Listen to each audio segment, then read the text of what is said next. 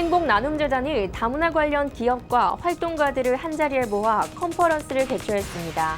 이번 컨퍼런스의 참가자들은 건강한 다문화 사회를 만들기 위해 이주 여성의 자립이 동반돼야 한다고 의견을 냈습니다. 한 아세안 특별 정상회의를 앞두고 국립외교원은 한 아세안 정상회의를 홍보하고 아세안에 대한 국민적 이해를 높이고자 북콘서트를 개최했습니다. 다문화TV 등 공익채널 사업 관계자들이 한자리에 모여 공익채널 제도 개선을 위한 세미나를 열고 발제와 열띤 토론이 진행됐습니다.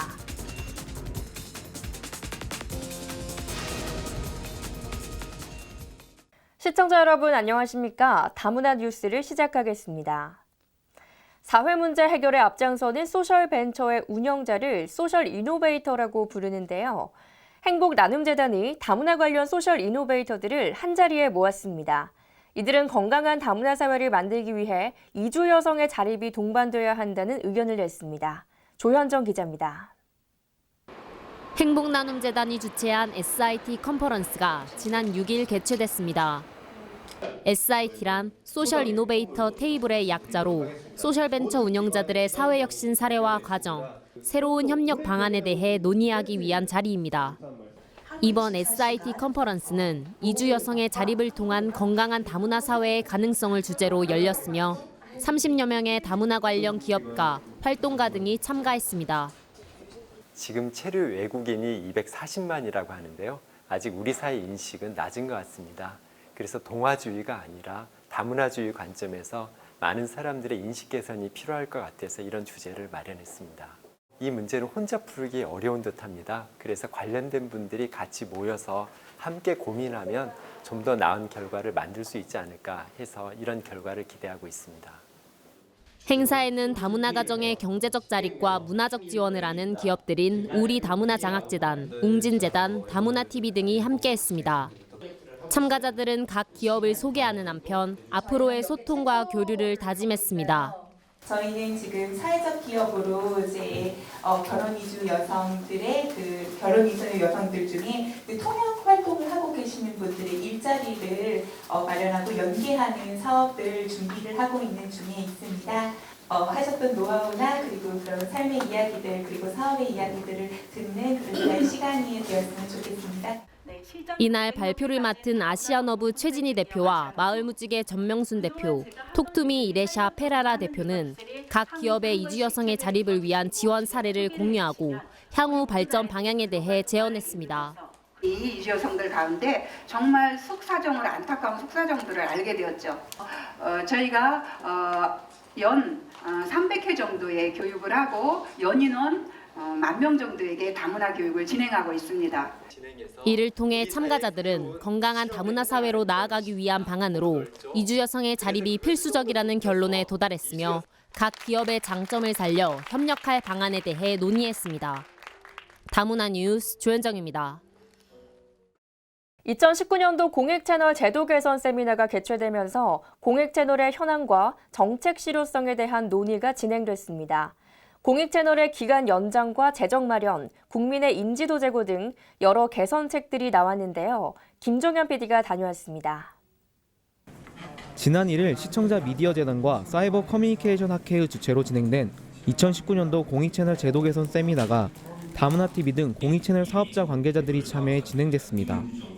이번 세미나에서는 공익채널의 성과와 개선 방안, 미디어 환경 변화에 따른 대처 방안 사례를 중심으로 발제와 패널 토론이 전개됐습니다.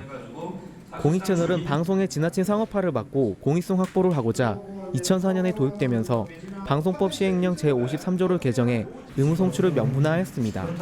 또한 해마다 제도 개선을 통해 모집 분야를 조절했으며 지난해에는 유효기간을 1년에서 2년으로 연장해 올해부터는 공익채널을 2년간 운영할 수 있도록 채널 운영의 안정성을 확보했습니다.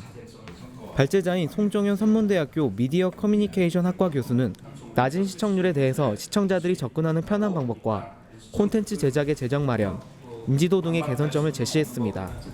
그다음에 이제 많이 사업자들께서 얘기하신 건 국민의 인지도 제고를 위한 조금 홍보를 했으면 좋겠다. 그래서 마크도 붙이고 인증제도 하고 그렇게 했으면 좋겠다라고 하는 것들인데 사실 이거를 할 수는 있겠습니다만 이게 시도를 거두기 위해서는 시청자들이 볼 때 그렇게 이런 채널들이 공익 채널입니다라고 우리가 홍보를 한다고 했을 때 그렇구나 맞구나 잘했네 라고 하는 것들 그 시청자들의 만족도하고 이게 좀 같이 가야지 홍보의 효과가 있는 것들이지. 이어진 패널 토론 시간에는 공익채널 제도 운영 목적 점검 요구와 이원화된 정부 업무 기관에 대해서도 지적했습니다. 이 공익채널 제도가 채널 다양성을 보호하고자 하는 것인지 아니면 그러니까 개수를 보호하려고 하는 것인지 아니면 시장에서 생존하기 어려운 소수의 목소리 아니면 두 개가 지금 섞여 있는 건지 좀 이제 명확하지는 않습니다. 공익채널은 방통위가 하고 있고 공공채널은 과기경통부가 하고 있는데 이 비슷한 성격의 채널이랑 이 두 가지 채널의 규제 성격, 그러니까 규제 목적이 되게 비슷해서 이걸 한 군데 묶어서 규제를 하는 그런 노력들이 필요한데. 이어 미디어 환경 변화에 따른 채널의 대처 방안 발제에서는 채널 번호가 높은 번호대에 송출되어 시청자들에게 노출 사례가 적고 케이블마다 채널 번호도 달라 실효성이 떨어진다고 전했습니다. 또한 탈TV 현상으로 SNS 플랫폼이 증가됨에 따라 인터넷 검색이 감지될 수 있도록 핵심 키워드 태그 활용 등이 강조되면서 공익채널 안에서도 콘텐츠 확산을 위한 노력이 필요하다고 전했습니다. 이번 세미나를 기점으로 공익채널 사업 관계자들의 협력과 정부의 제도 조율, 재정 지원 등이 마련돼 시청자들에게 공익 콘텐츠가 지속적으로 제작되길 기대해봅니다. 다문화 뉴스 김종현입니다. 한 아세안 특별정상회의가 얼마 남지 않았습니다. 국립외교원은 한 아세안 정상회의를 홍보하고 아세안에 대한 국민적 이해를 높이고자 북콘서트를 개최했는데요. 한 아세안 관계의 중요성과 상생협력 방안 등이 논의됐습니다. 자세한 내용 알아봅니다. 이달 25일부터 27일까지 한아세안 특별정상회의가 개최됩니다. 한아세안 특별정상회의는 한아세안의 미래 30년 청사진인 사람 중심의 평화와 상생번영의 공동체를 논하며 이를 구현하는 16개 분야 57개 중점 사업이 논의될 예정입니다. 이에 국립외교원은 아세안에 대한 시민들의 인식을 높이고자 아세안 관련 도서를 발간하고 지난 6일 북콘서트를 개최했습니다. 현장에는 한 아세안 외교 30년을 말하다 도서를 집필한 공동저자들이 패널로 참여해 신남방 정책의 중요성을 강조하고 아세안 국가와의 관계를 통해 새로운 비전을 찾아야 한다고 전했습니다.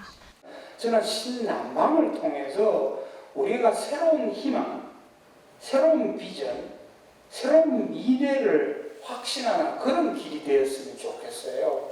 우리 혼자 잘 사는 게 아니고 더불어 번영하는 그 진정한 파트너십을 구축해 나간다. 그런 것을 잊지 말아야 될 것 같습니다. 한편 중경국 간의 번영과 평화 공동체를 지향하는 신남방 정책은 인도 태평양 지역에서의 강대국 간 긴장 속에서도 우리의 입지를 강화하는 데 기여할 것이라고 전하며 또한 경제 성장의 경험 공유와 상생 번영을 위해 서로가 최적의 파트너라고 제시했습니다. 대한민국이 너무 근시안적으로 외교 관계를 바라보고 있지 않나 하는 생각과 함께 아세안 국가들과의 관계를 확장해서 좀 더 뿌리가 깊은 외교 관계를 가질 수 있으면 좋겠다는 기대가 있습니다. 한편 한아세안 외교 30년을 말하다 도서는 지난 30년간의 한아세안 외교 발전 과정을 종합 정리한 내용이 담겨 있으며 전현직 외교관과 학자들의 아세안에 대한 다양한 분석과 시각이 들어 있습니다. 이번 북콘서트는 이달 18일 부산시청과 22일 광주 아시아문화전당에서도 진행될 예정입니다. 다문화 뉴스 김양입니다. 다음은 단신입니다. 문화재청 국립무형유산원은 우즈베키스탄 중앙고려인 문화협회 소속 무용단원 12명을 초청해 지난달 29일부터 9일간 2019 재외동포 무형유산 초청연수를 진행했습니다. 지난 5일에는 국립무형유산원 소공연장에서 결과 발표회를 개최해 그간 배운 학연화 대합설모와 우즈베키스탄 전통춤 등을 전주시 다문화센터 등 지역민들 앞에서 선보였습니다. 문화재청 국립무형유산원은 이번 초청 연수가 우즈베키스탄 고려인 후세대들에게 무형유산의 길라잡이가 되는 의미 있는 행사가 되길 바란다며 앞으로도 재외동포 고려인들과의 문화교류 지원에 앞장설 것이라고 밝혔습니다. 한국인과 결혼한 이민자의 출산 양육을 도울 가족에게 방문 동거 체류 자격을 부여할 때 이를 여성에만 한정한 현행 정부 지침은 잘못이라는 법원 판결이 나왔습니다. 서울고법은 베트남 남성 A씨가 인천 출입국 외국인청을 상대로 체류 자격을 변경해달라며 낸 소송에서 1심을 깨고 A씨의 손을 들어줬습니다. A씨는 여동생이 한국인 남성과 결혼해 2014년 아이를 낳자 양육을 돕겠다며 기존의 단기 방문이 아닌 방문 동거 비자를 신청했습니다. 그러나 출입국 당국은 관련 지침을 근거로 양육 지원 목적의 방문 동거 비자는 4촌 이내 여성 1명으로 제한된다며 거절했습니다. 법원은 방문 동거 자격을 여성으로 한정하지 않은 시행령이 지침에 우선하고 여성 혈족이 없는 결혼 이민자는 차별받는다며 A씨의 체류 자격을 변경해야 한다고 판결했습니다. 대한변호사협회가 다문화 가정 국적 체류 가사 실무를 발간했습니다. 이는 다문화 가정 구성원이 안정적으로 한국에 체류하고 입양이나 이혼 등의 법률 문제 해결을 돕고자 마련됐습니다. 책자는 다문화 가정의 특성에 맞게 쉬운 용어를 사용했으며 구체적인 사례, 질의응답 등으로 구성됐습니다. 이는 다누리 콜센터와 다문화 가족지원 거점센터, 국공립도서관, 전국 지방변호사회에서 만나볼 수 있습니다. 변협은 발간된 매뉴얼을 바탕으로 다누리 콜센터 상담원 교육 등을 실시해 다문화 가정이 겪는 법률적 어려움을 해소하기 위해 지속적으로 노력할 방침입니다. 한편 다누리 콜센터 당직 변호사로 활동하는 박효선 변호사는 상담이 잦은 부분에 대한 내용이 담긴 매뉴얼이 있어 상담에 도움이 될 것으로 기대한다고 전했습니다. 다문화TV에서 3.1운동 100주년을 맞아 아시아의 독립운동가들의 역사 활동을 주제로 구성한 다큐멘터리가 11월 17일 순국선열의 날 특집으로 15일, 16일, 17일 저녁 10시에 3부작으로 방송됩니다. 1부는 만해 한용운과 미얀마의 독립운동가인 우옥다마라는 인물 활동을 비교해 식민지 상황 속에서 활약한 독립운동을 보여줍니다.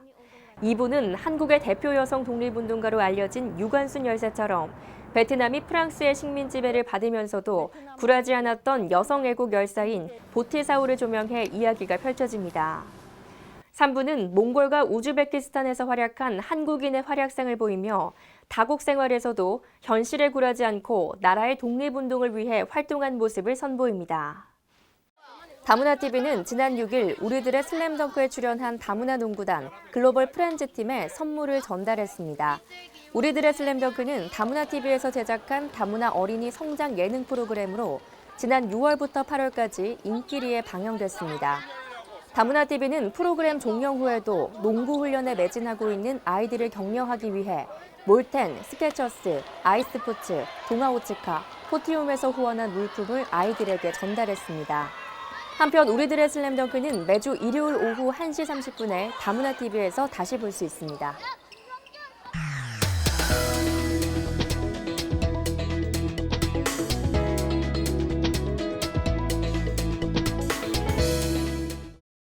네트워크 뉴스 단신입니다. 경기도교육청이 지난 4일 2019년 다문화교육과 평화교육정책학교 운영 성과를 공유하고 정책 발전을 논의하는 소통의 장을 마련했습니다. 이날 행사는 다문화 국제혁신학교와 평화통일교육, 연구학교 등 도내 134개 학교 교원을 비롯해 지역청과 교육부 업무 담당자, 그리고 연구기관 관계자 등 300여 명이 참석했습니다. 참석자들은 다문화 교육과 통일교육의 성과, 탈북학생 교육 내실화 방안을 공유하고 향후 지속적인 참여 기관 간 협력을 약속했습니다. 도교육청은 다문화 교육 활성화, 다문화 학생 맞춤 교육 지원, 다문화 가정 밀집 지역 교육 과정 개발, 통일교육 지원 등의 행사를 진행했습니다. 정태희 민주시민교육과장은 미래 사회를 대비해 학생들이 평화시민, 세계시민으로 성장할 수 있도록 지속적으로 지원해 가겠다고 말했습니다. 노사발전재단은 지난 3일 부산 사상구에서 주한 베트남 대사관, 베트남 해외 인력센터와 함께 부산 경남 지역에서 근무하는 베트남 노동자 300여 명을 대상으로 순회교육과 문화행사를 진행했습니다. 이날 행사는 최근 발생한 외국인 노동자 산재 사고와 관련해 안전작업을 당부하는 교육이 이뤄졌고 사업장 변경 기간 동안 임시근로 금지와 건강보험 개정 사항 등 다양한 정보 제공이 이어졌습니다. 또한 노동자들의 자발적 귀국의식 함양을 위한 귀국설명회와 노동자들의 고충 해소를 위한 이동상담소, 베트남 인기가수 초청 공연 등의 문화행사가 동시에 진행됐습니다. 독도재단이 지난 1일부터 3일간 울릉도 독도에서 독도 명예주민증 세계대회를 개최했습니다. 독도 명예주민증 발급 5만 명 돌파를 기념해 열린 이번 대회는 27개국 외국인 60명과 대구시 경상북도 청년정책단 40명 등 총 100여 명이 참가했습니다. 참가자들은 김병수 울릉군수로부터 독도 명예주민증을 받고 독도 명예주민으로서 독도의 소중함과 진실을 알리는데 열과성을 다한다는 독도 명예주민 선서를 진행했습니다. 또한 이들은 울릉도 독도 문화유적 답사와 명예주민 소감 발표, 상생협력을 위한 청년정책 간담회 등의 활동을 펼쳤습니다. 한편 독도재단 신순식 사무총장은 지구촌 모든 국가에 독도 명예주민이 탄생할 수 있도록 글로벌 홍보에 더욱 힘쓰겠다고 전했습니다. 지난 2일 카이스트에서 열린 한마음 꿈나무 명문대학 체험 프로그램은 다문화 엄마 학교 동문가정의 자녀들을 학교로 초청해 구체적인 미래를 설계하고 글로벌 리더십을 함양하기 위해 기획됐습니다. 이번 행사는 신성철 카이스트 총장의 환영사를 시작으로 학습 지도를 잘한 엄마를 선발해 수상하고 장려금을 지급하는 우수가정 학습지도 시상식이 진행됐습니다. 또한 다문화 엄마 학교 졸업생 중 초졸 검정고시 만점자에게 메달을 수여하는 행사가 열렸습니다. 이외에도 가정학습지도 우수사례 발표, 자녀교육 전문가 강연, 과학캠프와 창의학습 프로그램 등이 진행됩니다. 특히 과학캠프와 창의학습 프로그램은 카이스트 교육봉사 동아리 시드가 주관하며 일상적인 학교 교육에서는 자주 접하기 어려웠던 과학실험에 직접 참여할 수 있도록 구성해 창의력과 과학적, 논리적 사고력을 기르는 데 도움을 줄 예정입니다. 전력거래소는 지난 2일 본사 잔디밭에서 나주 다문화 어린이가 참여하는 제1회 꿈나무 사생대회를 개최했습니다. 당일 행사에는 80명의 다문화 어린이와 학부모 등 약 150명의 다문화 가족이 참여해 가을 정체를 느끼며 미술적 재능을 발휘하는 시간을 가졌습니다. 입선자에게는 소정의 상금이 수여됐으며 참가한 어린이 모두에게 별도의 기념품이 제공됐습니다. 이번 사생대회를 주관한 나주시 다문화센터 하양진 센터장은 다문화 자녀들에게 특별한 동기부여가 되는 행사를 하게 돼 매우 기쁘며 지원을 아끼지 않은 전력거래소에 감사드린다고 소감을 전했습니다.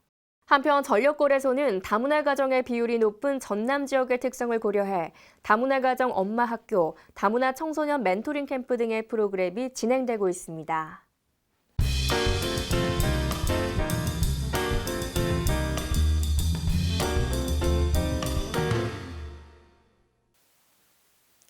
안녕하십니까. 다문화TV 시청자 여러분, 명지산업대학원 정지윤 교수입니다.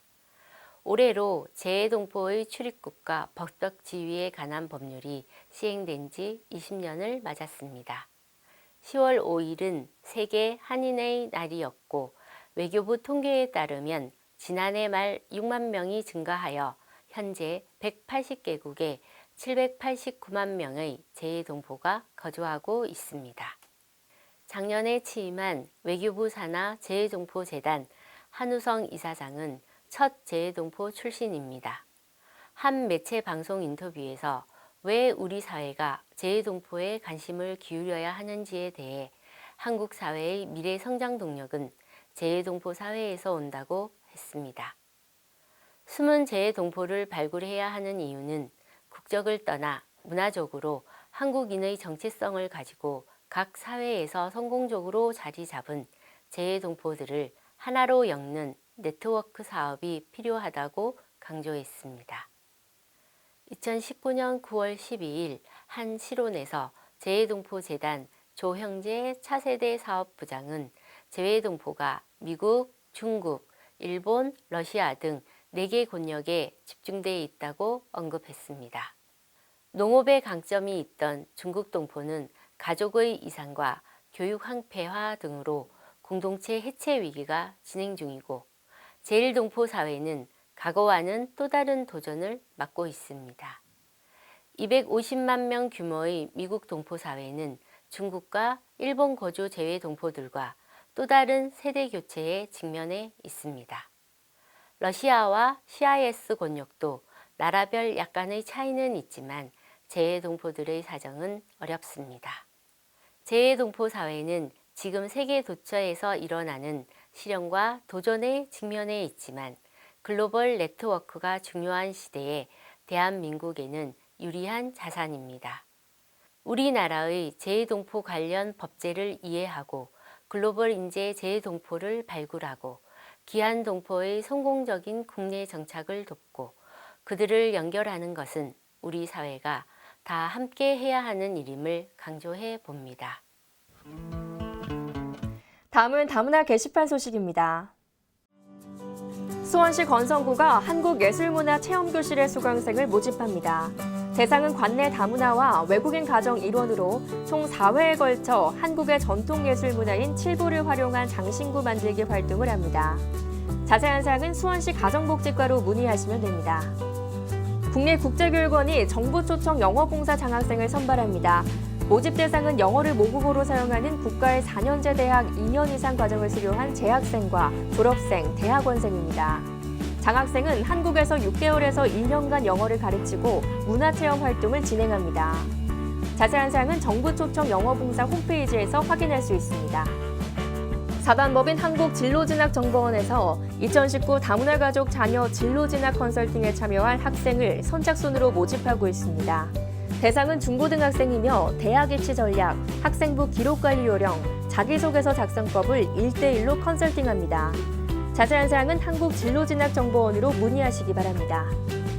다문화TV와 탈모 전문 의료기관이 함께한 고래의 꿈 2번째 캠페인 탈모 고민 해결 건강한 다문화인 만들기 참가자를 모집합니다. 탈모 고민이 있는 다문화인에게 의료 지원이 이뤄지며 자세한 사항은 다문화TV로 문의하시기 바랍니다. 전국 보건소와 병의원에서는 독감 예방 접종을 실시하고 있습니다. 특히 독감이 본격적으로 유행하는 12월 전인 이맘때가 예방 접종을 하는 적기인데요. 가급적이면 어르신과 아이들은 독감 예방 접종을 미리 받으시기 바랍니다. 다문화 뉴스 여기서 마치겠습니다. 시청해주신 여러분 고맙습니다.